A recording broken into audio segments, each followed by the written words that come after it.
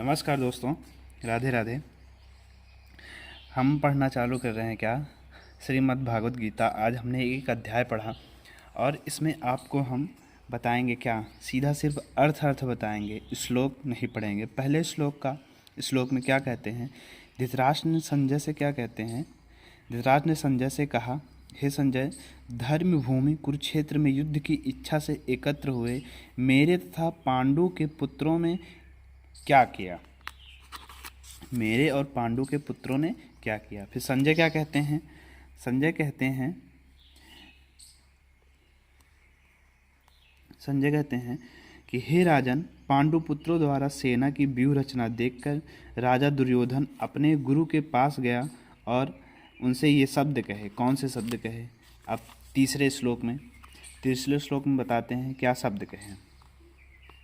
कहते हैं कि हे आचार्य, पांडु पुत्रों की विशाल सेना को देखें, जिसे आपके बुद्धिमान शिष्य द्रुपद के पुत्र ने अपने कौशल से व्यवस्थित किया है। ये किस में है, तीसरे श्लोक में, पहले अध्याय के तीसरे श्लोक में। फिर चौथे श्लोक में क्या कहते हैं, कौन कहता है, दुर्योधन। दुर्योधन किससे कह रहा है, अपने आचार्य से, गुरु से, द्रोण से कह रहा है, इस सेना में भीम तथा अर्जुन के समान युद्ध करने वाले अनेक वीर धनुर्धर हैं, यथा महारथी युयुधान, विराट और द्रुपद, ये सब हैं। अगले श्लोक में, छठे में क्या कहता है, छठे में कहता है पराक्रमी। कौन कहता है, दुर्योधन। किससे कह रहा है, अपने गुरु से, द्रोणाचार्य से। क्या कह रहा है, पराक्रमी युधामन्य, अत्यंत महाशक्तिशाली, उत्तमौजा, सुभद्रा का पुत्र तथा द्रौपदी के पुत्र, ये सभी महारथी हैं। कौन कह रहा है, द्रोणाचार्य से दुर्योधन कह रहा है। और क्या कह रहा है, आगे क्या कह रहा है, किंतु हे ब्राह्मण श्रेष्ठ, आपकी सूचना के लिए मैं अपनी सेना के उन नायकों के विषय में बताना चाहता हूँ जो मेरी सेना को संचालित करने में विशेष रूप से निपुण हैं। मेरी सेना में स्वयं आप, किसकी बात कर रहा है, द्रोणाचार्य की, स्वयं आप, भीष्म, कर्ण, कृपाचार्य, अश्वत्थामा, विकर्ण तथा सोमदत्त का पुत्र विश्वसर्वा आदि है, जो युद्ध में सदैव विजयी रहे हैं, कभी पराजय नहीं हुए हैं। आगे क्या कह रहा है, ऐसे अन्य अनेक वीर भी हैं जो मेरे लिए अपना जीवन त्याग करने के लिए उद्यम हैं, जो विविध प्रकार के हथियारों से सुसज्जित हैं और युद्ध विद्या में निपुण हैं। ये रहा हमारा 9वां श्लोक। अब हम अगले श्लोक पे चलते हैं। अगले श्लोक में क्या कह रहे हैं, हमारी शक्ति अपरिमेय है और हम सब पितामह द्वारा भली भांति संरक्षित हैं, जबकि पांडवों की शक्ति भीम द्वारा भली बात संरक्षित होकर भी क्या है, सीमित है। ये किस में कह रहा है, 10वें दोहे में। 11वें दोहे में क्या है, 11वें दोहे में कहते हैं, अतएव सैन्य व्यूह में अपने अपने मोर्चे पे खड़े रहकर आप सभी भीष्म पितामह को पूरी तरह से सहायता दे। ऐसा दुर्योधन क्यों कहता है, ऐसा दुर्योधन इसलिए कहता है ताकि जितने भी और महारथी हैं उनको ये ना लगे कि हमें युद्ध में कोई महत्व नहीं दिया जा रहा है। ये 11वें श्लोक में है। अगले श्लोक में क्या है, तब कुरुवंश के वयोवृद्ध परम प्रतापी एवं वृद्ध पितामह ने सिंह गर्जना की ध्वनि करने वाले अपने शंख को उच्च स्वर में बजाया, जिससे दुर्योधन क्या हुआ, हर्षित हो गया और प्रसन्न हो गया। क्या हो गया, प्रसन्न हो गया।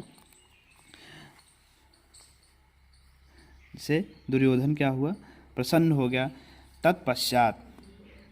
तत्पश्चात 13वें श्लोक में क्या कहते हैं, तत्पश्चात शंख, नगाड़े, बिगुल, तुरही तथा सींग सहसा एक साथ बज उठे।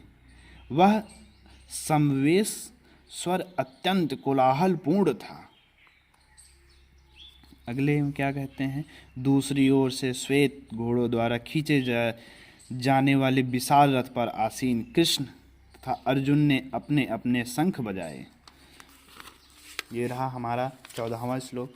अब आगे हम 15वें श्लोक की बात करते हैं। 15वें श्लोक में क्या है? 15वें श्लोक में भगवान श्री कृष्ण ने अपना पंचजन्य शंख बजाया, अर्जुन ने देवदत्त शंख तथा प्रीतिभोज एवं अति मानवीय कार्य करने वाले भीम ने पौंड्रक नामक शंख बजाया। फिर आगे हम 15वां श्लोक खत्म हुआ। अब 16वें श्लोक में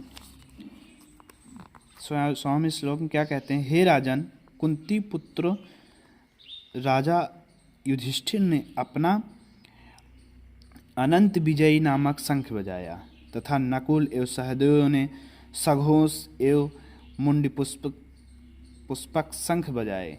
महाधनुर्धन काशीराज परम योद्धा शिखंडी धृष्टद्युम्न विराट अजेय सात्विक द्रुपद द्रौपदी के पुत्र एवं सुभद्रा के महाबाहु पुत्र आदि सबों ने अपने अपने शंख बजाए। ये हमारा कौन सा श्लोक खत्म हुआ? 18वां श्लोक। अब हम 19वें श्लोक पे आते हैं। 19वें श्लोक में क्या कहते हैं? इन सभी शंखों की ध्वनि कोलाहल पूर्ण बन गई, जो आकाश तथा पृथ्वी को शब्दयमान करती हुई धृतराष्ट्र के पुत्रों के हृदय को विदीर्ण करने लगी। अब 20वें श्लोक पे धृतराष्ट्र के पुत्रों को विदीर्ण करने लगी, जिससे दुर्योधन क्या होता है? दुर्योधन के पक्ष के जो अनेक वीर थे, शंख बजते ही पांडवों के हृदय को विदीर्ण नहीं हुए। पांडवों के हृदय जो थे वो विदीर्ण नहीं हुए, लेकिन जब पांडवों के तरफ से जो शंख बजने लगे तो उससे दुर्योधन का क्या हुआ? दुर्योधन का जो हृदय है वो विदीर्ण हो गया। आगे हम 20वें श्लोक पे आते हैं। 20वें श्लोक में क्या है? उस समय हनुमान जी ने अंकित ध्वजा लगे रथ पर आसीन अर्जुन अपना धनुष उठाकर तीर चलाने के लिए उन्मत्त हुआ। कहता है, हे राजन, धृतराष्ट्र के पुत्रों को व्यूह में खड़ा देखकर अर्जुन ने श्री कृष्ण से एक वचन कहे। कौन से वचन कहे? आगे पढ़ते हैं। अर्जुन ने क्या कहा? अर्जुन ने कहा, हे अच्युत, हे माधव, कृपा करके मेरा रथ दोनों सेनाओं को बीच में ले चले, जिससे मैं वहां उपस्थित युद्ध की अभिलाषा रखने वालों को और शस्त्रों की इस महापरीक्षा में जिससे मुझे संघर्ष करना है उसे मैं देख सकूं। ये कहता है अर्जुन श्री कृष्ण से। फिर जब वो देखने पहुंचता है, क्या होता है? मुझे उन लोगों को देखने दीजिए जो यहाँ पर धृतराष्ट्र के दुर्बुद्धि पुत्र दुर्योधन को प्रसन्न करने की इच्छा से लड़ने के लिए आए हुए हैं। फिर संजय आगे क्या बताता है धृतराष्ट्र को? संजय ने कहा, हे भरतवंशी, हे धृतराष्ट्र, अर्जुन द्वारा इस प्रकार संबोधित किए जाने पर भगवान कृष्ण ने दोनों दलों के बीच में उस उत्तम रथ को लाकर खड़ा कर दिया। किसके रथ को? अर्जुन के रथ को लाकर खड़ा कर दिया। आगे अगले श्लोक में अगला श्लोक, भीष्म, द्रोण और विश्व भर के अन्य समस्त राजाओं के सामने भगवान ने कहा कि हे पार्थ, यहाँ पर एकत्र सारे कुरुओं को देखो। क्या कहते हैं? भीष्म, द्रोण द्वारा विश्व भर के अन्य समस्त राजाओं के सामने भगवान ने कहा कि हे पार्थ, हे अर्जुन, यहाँ पर एकत्र सभी कुरुओं को देखो। फिर अर्जुन देखते हैं। अर्जुन क्या कहते हैं? अर्जुन ने वहाँ पर दोनों पक्ष की सेनाओं के मध्य में चाचा, ताऊओं, पितामहों, गुरुओं, मामाओं, भाइयों, पुत्रों, पौत्रों, मित्रों, असुरों और शुभचिंतकों को ही देखते हैं। फिर आगे, जब कुंती पुत्र अर्जुन ने मित्रों और संबंधियों को इस विभिन्न श्रेणियों को देखा, वह करुणा से विभूति हो गया और इस प्रकार बोला। क्या बोला? वो बोले, अर्जुन ने कहा, हे कृष्ण, इस प्रकार युद्ध की इच्छा रखने वाले अपने मित्रों तथा संबंधियों को अपने समक्ष उपस्थित देखकर मेरे शरीर के अंग कांप रहे हैं और मेरा मुख क्या हो रहा है, सूख रहा है। आगे अगला क्या है, मेरा सारा शरीर कांप रहा है, मेरे रोंगटे खड़े हो रहे हैं, मेरा गांडीव धनुष मेरे हाथ से सरक रहा है, मेरी त्वचा जल रही है। कौन कहता है, अर्जुन कहते हैं। अगले श्लोक में क्या है, मैं यहाँ अब और अधिक खड़ा होने में असमर्थ हूँ, मैं अपने को भूल रहा हूँ, मेरा सिर जो है चकरा रहा है। हे कृष्ण, मुझे तो केवल अमंगल के कारण ही दिखाई दे रहे हैं। आगे क्या है, हे कृष्ण, इस युद्ध में अपने ही स्वजनों का वध करने से ना तो कोई अच्छाई दिखती है और ना मैं उससे किसी प्रकार की विजय, राज्य या सुख की इच्छा रखता हूँ। उसके बाद क्या कहते हैं अगले में, अर्जुन गोविंद से, कृष्ण से कहते हैं, हे गोविंद, मेरे राज्य, सुख अथवा इस जीवन से क्या लाभ, क्योंकि जिन सारे लोग के लिए हम उन्हें चाहते हैं वे ही इस युद्ध भूमि में खड़े हैं। हे मधुसूदन, जब गुरुजन, पितृगण, पुत्रगण, पितामह, मामा, ससुर, पौत्रगण, साले तथा अन्य सारे संबंधी अपना अपना धन एवं प्राण देने के लिए तत्पर हैं और मेरे समक्ष खड़े हैं, तो मैं इन सब को क्यों मारना चाहूँगा, भले ही वे मुझे क्यों ना मार डालें। हे जीवों के पालक, मैं इन सभी से लड़ने को तैयार नहीं, भले ही बदले में मुझे तीनों लोग क्यों ना मिले हों।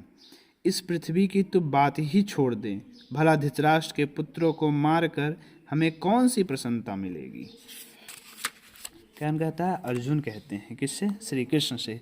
आगे क्या कहते हैं, यदि हम ऐसे आतताइयों का वध करते हैं तो हम पर पाप चढ़ेगा, अतः यह उचित नहीं होगा कि हम धृतराष्ट्र के पुत्रों तथा उनके मित्रों का वध करें। हे लक्ष्मीपति कृष्ण, इससे हमें क्या लाभ होगा और अपने ही कुटुंबियों को मारकर हम किस प्रकार सुखी हो सकते हैं। अगले श्लोक में क्या कहते हैं, हे जनार्दन, यद्यपि लोभ से अभिभूत चित्त वाले ये लोग अपने परिवार को मारने या अपने मित्रों से द्रोह करने में कोई द्वेष नहीं देखते हैं, किंतु हम लोग तो परिवार के विनिष्ट कारणों में अपराध देख सकते हैं। ऐसे पाप कर्मों से क्यों प्रवृत्ति हो। कुल का नाश होने पे सनातन कुल परंपरा नष्ट हो जाती है और इस तरह शेष कुल भी अधर्म में प्रवृत्ति हो जाती है। हे कृष्ण, जब मैं अधर्म में प्रमुख हो जाता हूँ तो कुल की स्त्रियाँ दूषित हो जाती हैं और स्त्रीत्व के पतन से ही वृषवंशी अवांछित संतानें उत्पन्न होती हैं। अवांछित संतानों की वृद्धि से निश्चय ही परिवार के लिए तथा पारिवारिक परंपराओं को विनिष्ट करने वाले के लिए नरकीय जीवन उत्पन्न होता है। ऐसे पतित कुलों के पुरखे गिर जाते हैं, मतलब पितर जो होते हैं वो गिर जाते हैं, क्योंकि उन्हें जल तथा पिंड दान देने की क्रियाएं समाप्त हो जाती हैं। आगे क्या है, आगे है, जो लोग कुल परंपरा को विनिष्ट करते हैं और इस तरह अवांछित संतानों को जन्म देते हैं, उनके दुष्कर्मों से समस्त प्रकार की सामुदायिक योजनाएं और पारिवारिक कल्याण कार्य विनिष्ट हो जाते हैं। हे प्रजापालक कृष्ण, मैंने गुरु परंपरा से सुना है कि जो लोग कुल धर्म का विनाश करते हैं वे सदैव कहाँ जाते हैं, नरक में वास करते हैं, सदैव नरक में वास करते हैं। वो कितने आश्चर्य की बात है कि हम सब जघन्य पापाक्रम करने के लिए उद्धृत हुए हैं। हम सब यहाँ पे ऐसा जघन्य पाप करने के लिए एकत्रित हुए हैं। अर्जुन के कहने का मतलब है कि हम सब जो है ऐसा पाप करने के लिए यहाँ पे कुरुक्षेत्र में एकत्रित हुए हैं और राज सुख भोगने की इच्छा से प्रेरित होकर हम अपने ही संबंधियों को मारने पर तुले हैं। कौन कहता है? अर्जुन कहते हैं। यहाँ पे अर्जुन श्री कृष्ण से सारी बात कहते हैं। फिर आगे क्या है?